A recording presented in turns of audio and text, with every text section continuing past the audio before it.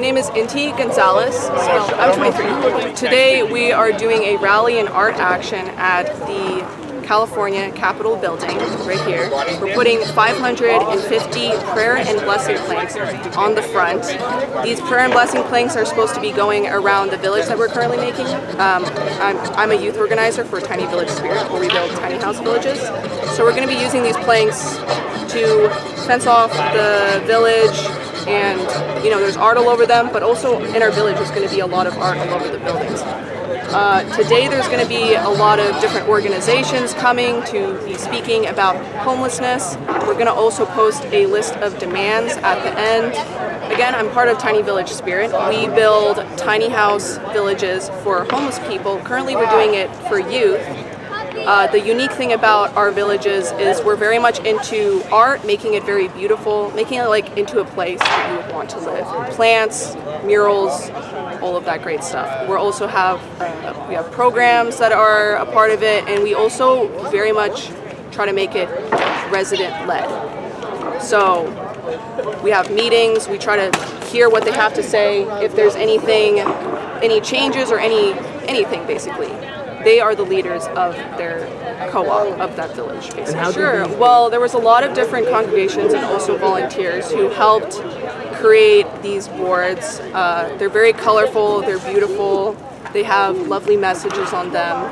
It's definitely, I would say, nicer than just an average fence. So, yeah, I would say just art and messages is an important thing, and yeah, it helps fill people's lives. It makes the world better. Art does. Yeah, I've painted a number of boards. I'm not exactly sure all the people who painted them, but there were a lot of different congregations from like different religious groups who had like their youth come and paint the boards.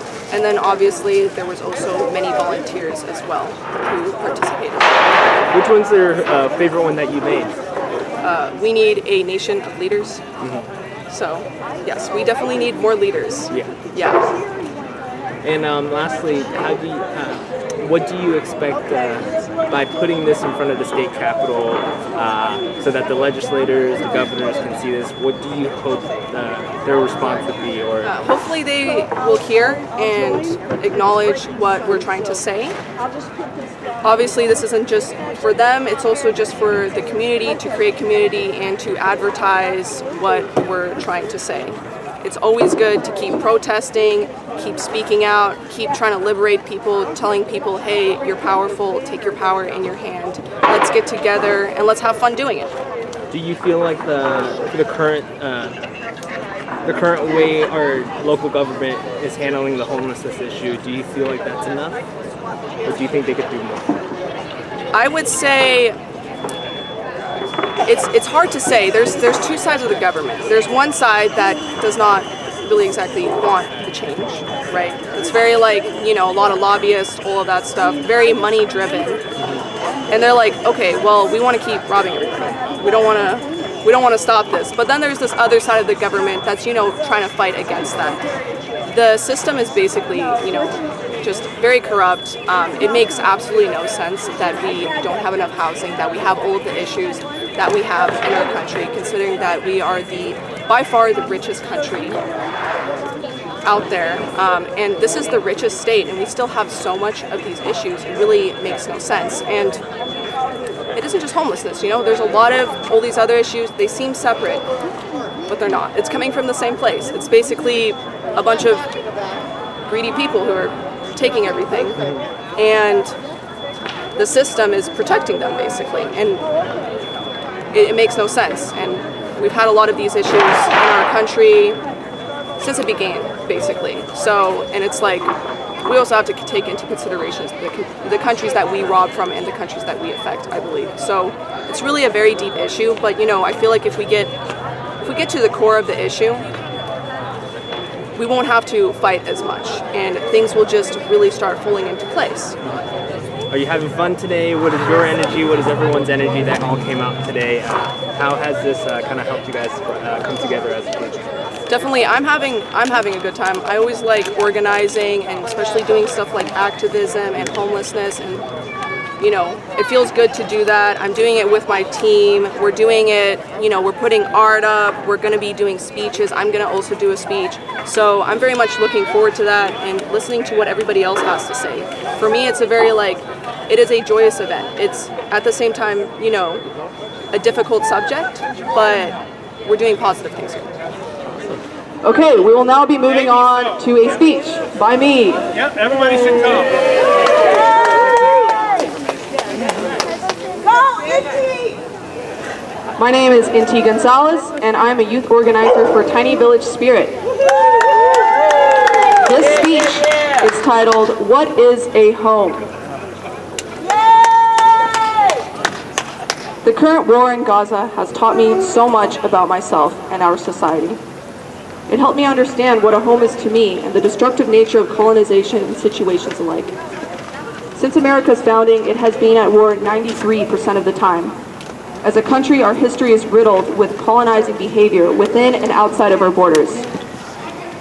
America itself was born from the colonization of this land from the Native Americans. To this day, they are the second most likely to experience homelessness, with African Americans being the first. I left my family home in 2021 to be a caretaker in exchange for housing in Richmond. I knew the housing was unstable since any day the woman I was caring for could pass. After a year, I started having confrontations with the woman's daughter. I couldn't go back to my family home. I'd rather live on the streets. I needed more time to find affordable housing, so I ended up moving to a cold garage on the secluded hills of El Sobrante. I spent 6 months there. 6 months as legally homeless. What a stressful time that was, and I wasn't even experiencing the worst of it. Not even close. Currently, I live in a warehouse in Oakland that is housing 200 artists, musicians, and circus performers. I see art along every hallway. I feel the culture of the East Bay in my home and in the people who live in it. It reminds me of the stories I would hear about what the Bay used to be like. The music and creativity, the community and culture. My home is one of the last affordable housing co-ops in the area. There were many more just a few years ago, but they got shut down. I love my home, my community. I love this city. Sadly, Oakland often feels like a forgotten place, which segregation assisted greatly with. It's easier to colonize and abuse and pretend a problem doesn't exist when borders of any kind, invisible or not, exist. I see the corruption and hardship every day, but I can tell that the beautiful people of Oakland are what keep it alive. But even they are leaving too, the great majority of them not by choice. Lack of affordable housing continues to be the leading cause of homelessness. If they don't leave, then they will be forced to the streets. An extremely stressful and a dangerous environment that leads many to drugs and crimes, which in turn leads them to death or imprisonment. Tell it. The U.S. accounts for 25% of the world's total prison population. We have by far the highest incarceration rate in the world, currently holding 2 million people. Prison is much worse than being homeless, and yet we have twice as many imprisoned people than we do homeless. African Americans and Native Americans being the largest incarcerated person per person. Even in what many would call a stable home, I still feel the instability. Every time a unit empties, which usually houses 3 to 6 people, the landlords are allowed to renovate it and bring the rent up to unaffordable value. COVID managed to wipe out a lot of my building neighbors, and still continue to do so to this day. A big reason is because of the overwhelming rent debts. I went to a moving sale of one of my neighbors. What a nice and creative person he was. Being the only one in a 4-room unit, he owed $30,000. He had trouble with his work, like many, and trouble finding tenants to help pay the rent. Difficulty sustaining units when right here? Okay. when multiple people move out is a very real threat. 2 women came in and bought a table saw for their woodworking project. They told us that they were also moving out since they had a rent debt of $80,000. Keep in mind that this is just one of a variety of tools being used to drive us out. These situations make me fear that my home may soon be next. My homeless neighbor has been trying with no success to find affordable housing for him and his son. I had walked past a trailer with a mother of 3 kids. The youngest one had got to be around 4. I had gone and visited my other homeless neighbor and saw her with a pained look on her face. She had just lost another relative to drugs. I gave a hug to a man who wept because he had just gotten out of prison and had nowhere to go, no money for food, and was previously dealing with family issues and drug issues. What I'm talking about is really just a small fraction of the injustices that happen at our hands, in our country, and all the countries that we have affected and continue to affect. So I genuinely ask, what are we doing wrong? If all the world's biggest criminals can do literally whatever they want because of their wealth, can rob us of all that we have, including our lives, and continue to do so since our country began. How can this happen when the great majority of us do not want this? We need to question the core issue of this problem to help not just eliminate homelessness, but all other legally supported human injustices. Because really it all comes from the same place. Only together can we solve any and every world problem. The whole of our sum is greater than its parts.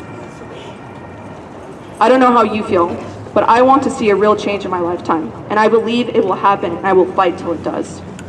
For all our fellow human brothers and sisters, no matter the gender, pigment of skin, borders, and culture, no matter the distance and borders that seem to separate us. What is a home?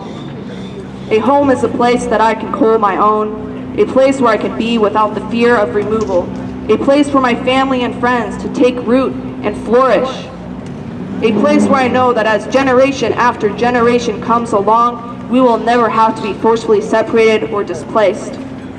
Only then will I call it my true home. Thank you.